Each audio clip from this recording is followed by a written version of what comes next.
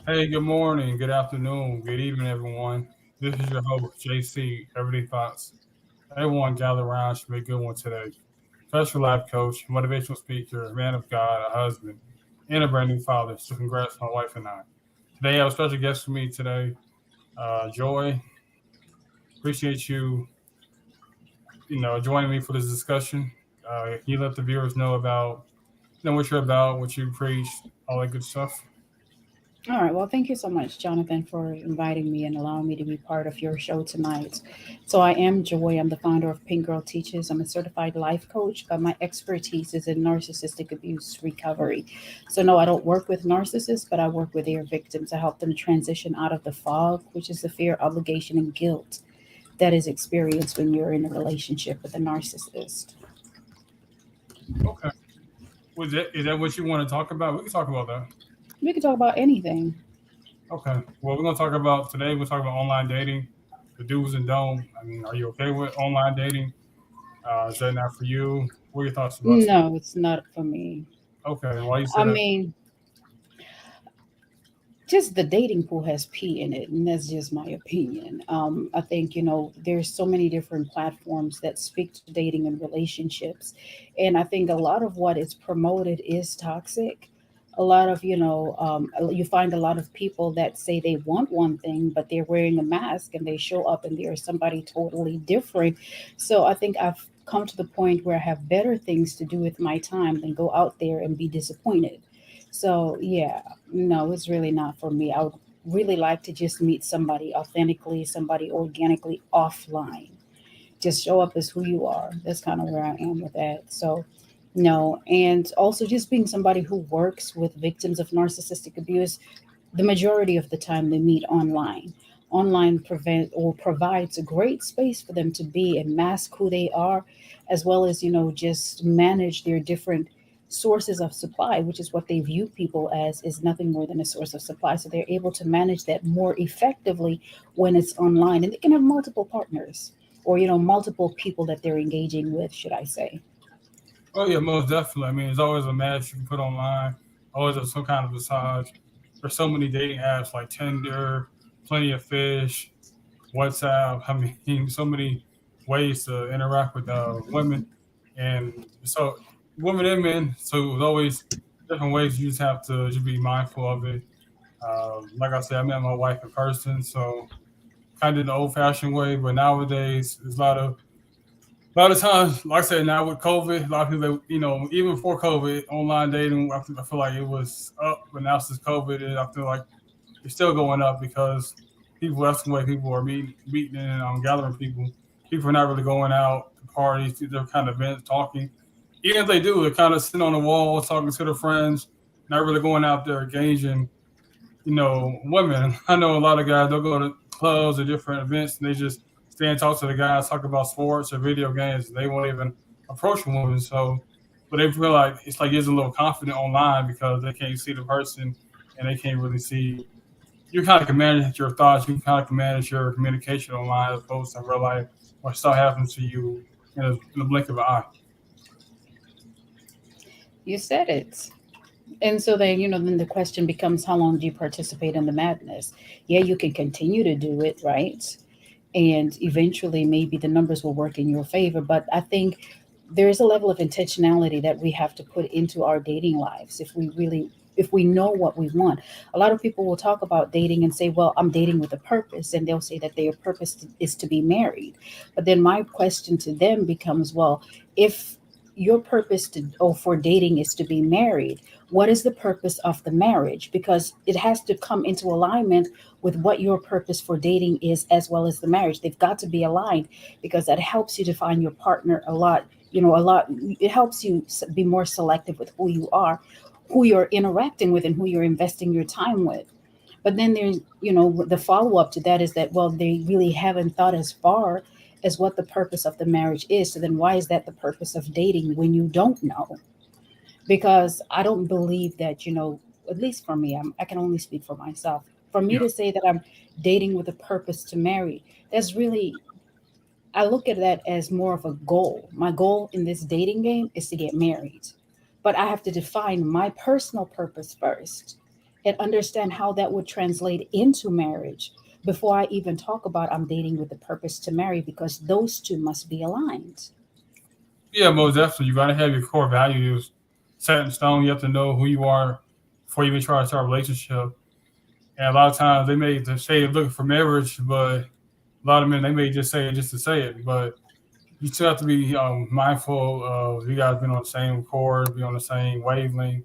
And a lot of times it's not like that. Sometimes you may say, "Well, I want marriage," but he may be like, "Look, the woman may want marriage. He may say he want marriage, but actuality he wants sex." So it's like you just put it on the front, like you said earlier. So it's like when you get two people that want the same thing, striving for the same goal. I know for myself and my wife, I know we wanted to get married, we wanted to have a child, so that's what we did, and that's what made it happen. So everybody has to be on the same page, the same wavelength when you're dating, when you're out here, courting each other. Time's effort, and my thing is you don't get no more time. Like once the day that you were born to the day that you die, that's it. Anything else after that, that's it. So, really have to value relationships, value people, value friendship, and just enjoy people, enjoy life. And nobody has time to be lying or false intentions. You don't really plan on marrying, etc. And some people they just date to have fun, date to for situationships, date to just to for compatibility, just to get out the house, just to find something to do. So it all depends on where you're at in your life. Everybody's stage is different. Some people at the stage where hey, I just want to go out, have a good time, see what happens. Some guys are like, hey, I really want to. I've had my fun. I've got my jersey hanging in the banner. I've had my fun. Now I'm ready to settle down.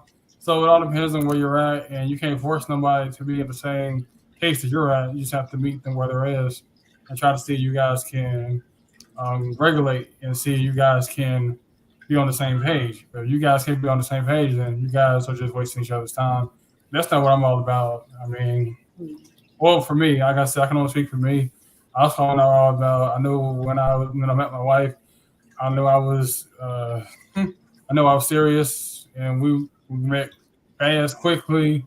Next thing you know, we had a child together. Next thing you know, she's already 10 months, about to be a year next month. So it's time goes fast, and you don't have time to be wasting people who not Exactly. really going with the same thing. So you have to be very you have to be very conscious of who you spend your time with. Because I value people, I value relationships. I don't care if it's friendship, I don't care if it's coworkers, I don't care if it's family.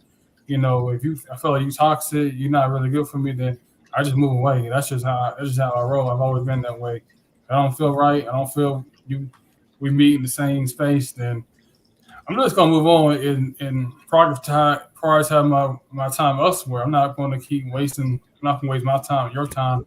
I don't feel like we're on the same wavelength. But what do you have to say about that? Well, that's how it should be. I mean, people should be able to know what they want up front and be able to articulate it. The problem comes is when people go and present a facade of who they are and what they want and what they're looking for, and then string other people along in that direction. And it happens on both sides. But you see, just just us as people, as we get involved in these situations, we got to really also be willing to say how much of myself am I willing to invest in this thing with somebody that I don't fall too quickly, so that when you see that the signs are not lining up, you don't waste any more time on a dead end situation, because if it's dead end, it's dead end, it's going nowhere. So some Definitely. people will believe that, well, maybe if I show him all the wifey qualities and everything that I am, that he'll want what I have to offer. But if he wanted that, he would have known it in the beginning. And so Yeah. he doesn't need you to announce anything. He doesn't need you to amp up your efforts to show him what you have. If he didn't value it then, he's not going to value it at a later date. And Most so definitely. I think, yeah, and so then the onus becomes on us to really just know what we want and how much time we're willing to invest in situations. There's no point in having multiple dates when you see in the first few messages even that this is a done thing here. Like, it's going nowhere. No, definitely. Like you saying like dates. Like we was talking about dates. Like you can kind of tell by the text messages, the first phone call, first video chat to see hey, is this person good for me? Should I invest in just going out for a cup of coffee, donuts? Mhm. I kind of could tell. I know when I was dating, I know I kind of could tell by the first conversation that we had if it was going to go anywhere on both ends. Maybe something I might have said turned her off, or vice versa. So, it's like I kind of can tell, and I kind of can nip in the bud. Hey, I'm not gonna waste my time. I know when I met my wife, like I said, I know the conversation was flowing. She was asking me 40,000 questions, but I was like, it's all good. She just gets to know me. I'm all for it. I'm vulnerable. We was, back and forth. We exchanged, text messages, phone up, and we, did a meet and greet, and we, we had a good time ever since. So we kind of gelling ever since. So you really have to, date with a person. You really have to know who you are as a person. And when you got her just dating around and you lost yourself, or you feel like you're broken, or you trying to date from one relationship to the next relationship without having time to heal and to prosper, your faults, your errors, and being accountable of what you did to your last relationship or marriage to fail. Got to take your own personal accountability. Right. That's personal accountability, and it also, it includes that self-awareness, because when you know yourself and you've done, and I don't think that, many, you don't always just arrive to a place where I'm healed enough to date, but you become conscious of where you are in your life station. You become more aware of your self-concept, your boundaries, your triggers, and those kind of things, where you're able to understand where something feels off. You begin to honor those things, because mm, it's just crazy that sometimes people stay a little too long, hoping that, what, I'll just ignore these things. But what happens is you can ignore those situations, but and then that's now a whole nother level of compromising that you're doing in your life, when you're turning a blind eye to certain things. And then what you find happening is that the very things, if you end up, continuing to transition in that relationship and just saying, well, it's better for me to have a piece of somebody, it's better for me to be able to say I have somebody, because then I'm not like them people over there that are single, but I have my person. But you're not happy, and you're not, it's not fulfilling, and it's not rewarding, it doesn't honor you. The very things that you compromise in the beginning are going to be part of the very things and the reasons why it won't work in the end. And you got to understand that to the degree to which you settle when dating, that's the degree you settle to in marriage. And I think, that's something that people don't really consider. Who you marry, listen, miracles don't happen at the altar. Not when you go to get married. They don't happen. If you're going there with a lazy, raggedy, bust down woman, that's who you're going home with. She's not just going to morph into a housewife and a homemaker and the woman of the person you went in with. That's who if he is lazy, if he is nonchalant, if he doesn't, that's who you're going home with. Miracles just don't happen. And so that's what you're taking into the marriage. But you also got to remember that marriage becomes like a magnifying glass of your relationship and the person with who you are with, because now the deal is sealed. This is where people begin to say, well, she, just let herself go. No, sir, that's how she always was. Yeah, You just yeah, were just too bamboozled to see the truth. That's who she always was. So yeah. this is why, you've got to really be intentional, and do it all by design. Don't do it just to be doing it, or to not be like them over there, but like, really know your why. Because the reason why you get married, I believe, is more important than who you get married to, because your who will align with your why, and that becomes the glue that can stick you or help you stick together when things get rough. Most definitely, you gotta evaluate your spouse, whether it's man or female. You gotta kind of look at it, business deal. You're a CEO of your own company. You have to, make the people who work for you, hire, good work ethic, willing to sacrifice, willing to come into work, put egos aside, get the job done. So that's what you got to realize. You're your own boss. You're out here, you're an independent contractor. So you have to be mindful of who you date, who you allow in your space.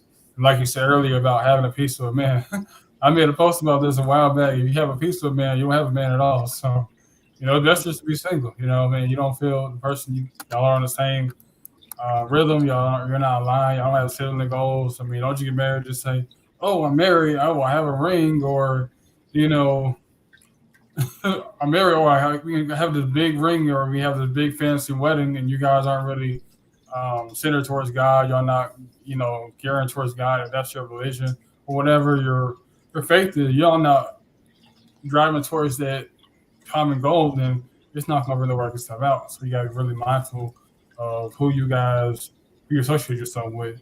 I understand that marriage is, is legal. It's a legal document. It's just something not just it's something like physically, not just physically. It's like a mental, spiritual bond that you're making with you, your wife, and God. So it's not nothing to play with. And that's one thing I know for me.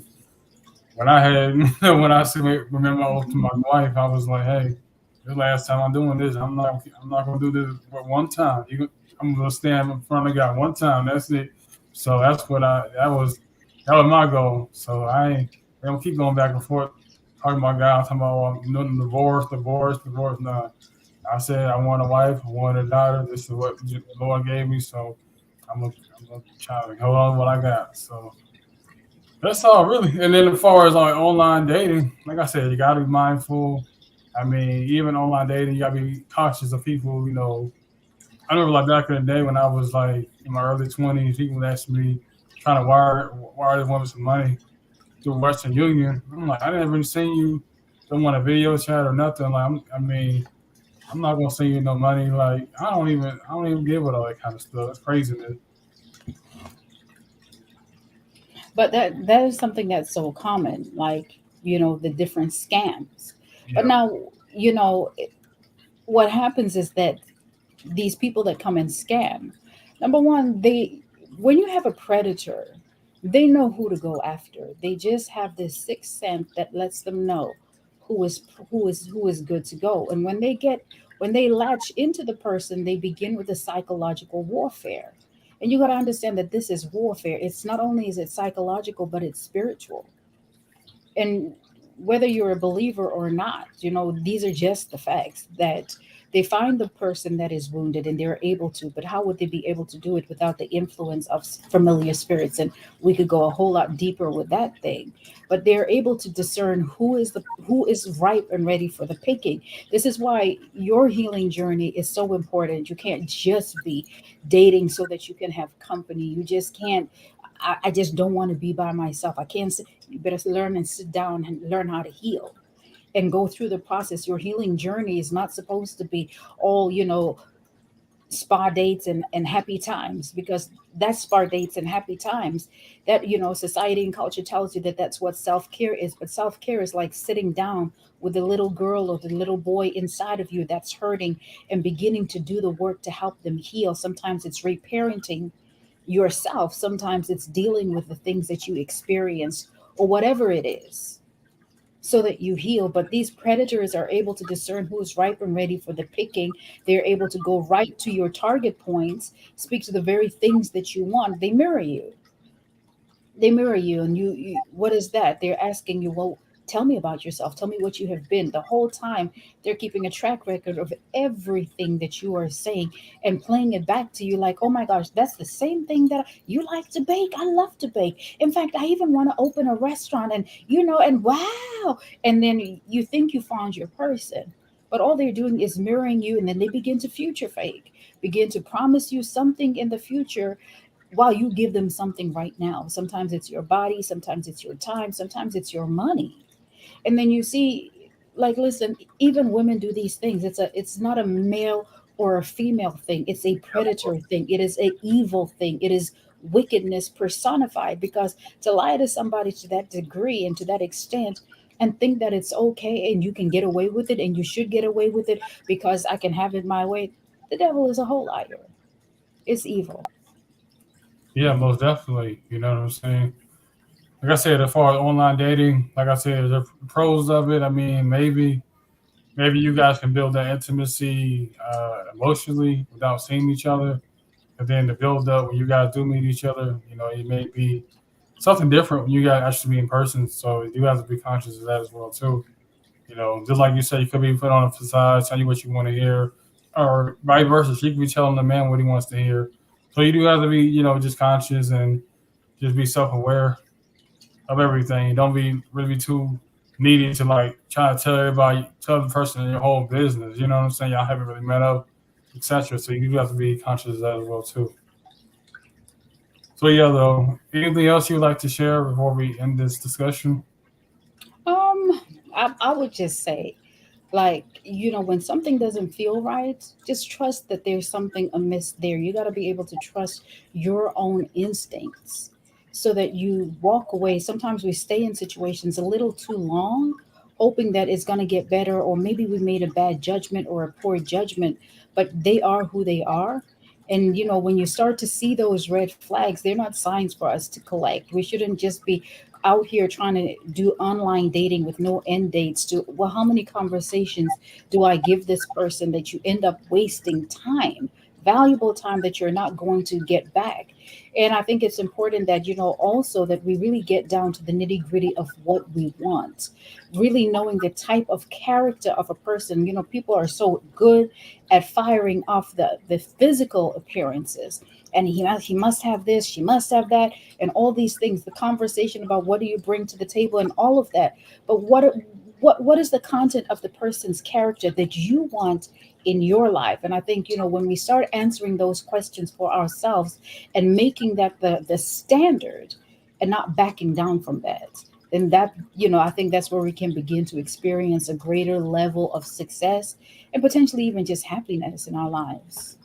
Yeah, most definitely. I mean, you got to fill out, saying what your core values are, and don't just go out, your preferences as far as, oh, he has to be 6'2", or he has to be muscular, or he has to have this kind of job, he has to have this kind of career. Go off the person's character.